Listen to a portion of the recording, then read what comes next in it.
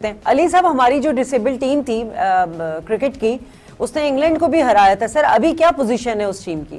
Team الحمدللہ cricket میں ہمارے لوگ دو بلائنڈ دوست بہت اہم ہیں، ان کو تھوڑی سپورٹ کی جائے، پاکستان کی بورڈ سپورٹ کرے تو انشاءاللہ وہ مزید آگے جائے گی۔ میں عرض کروں گا، دیکھیں جو ہے ابھی تک ہمارے منسٹر حضرات نے کوئی ہمارے پاس سندھ میں ایسا کوئی سیل نہیں ہے کہ جہاں ہم کوئی ڈسیبل افراد کو کوئی پرابلم ہو تو وہاں جا کے کوئی کمپلین رجسٹر کرا سکیں۔ اتنا عرصہ ہو گیا کوئی سیل نہیں ہے ہمارے پاس کہیں کہ ہم جا کے بتا سکیں۔ پہلے ایک زمانے میں کافی دن پہلے 114 جو سی ایم ہاؤس کا نمبر تھا، وہاں ایک بندہ بیٹھا کرتا تھا اور اس کے بعد وہ ختم ہو گیا، تو اس کے بعد سے کوئی ایسا سیل ہمارے پاس نہیں ہے کہ جا کے ہم پرابلم بتا سکیں۔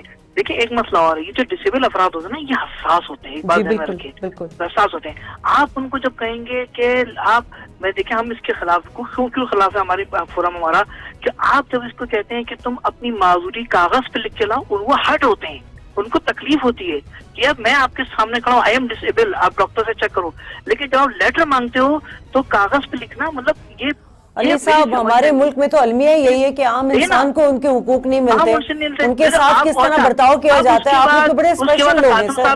آپ اس کے بعد قاسم صاحب کہتے ہیں کہ ہم یہ کر رہے ہیں، وہ نظر کیا آ رہا ہے؟ نظر کچھ نہیں آ رہا۔ میں نے بتایا نا 5 کلاس کے بعد سے ہماری بکس نہیں ہے، ٹھیک ہے نا، جو پیپر ہم رائٹر کے ذریعے دیتے ہیں لا کے خلاف ہے، میرے قانونی لا کے خلاف ہے، یہ میری بنیادیوں کے خلاف ہے، ٹھیک ہے نا۔ نظر کیا آ رہا ہے؟ نظر کچھ نہیں آ رہا۔ نظر صرف یہ آ رہا ہے کہ جو لوگ جیسا ووکیشنل انسٹیٹیوٹ آئی ٹی کا دور ہے، آپ بلائنڈ استاد کو سکھائیے، آئی ٹی انسٹیٹیوٹ بنائیے ان کے لیے، آئی ٹی انسٹیٹیوٹ بہترین طرح سے کریں گے۔ کم از کم گورنمنٹ کچھ نہیں کر سکتی، بلائنڈ افراد پہ ٹریولنگ کے مسائل تو آسان کر سکتی، اس کو تو میں فوری طور پہ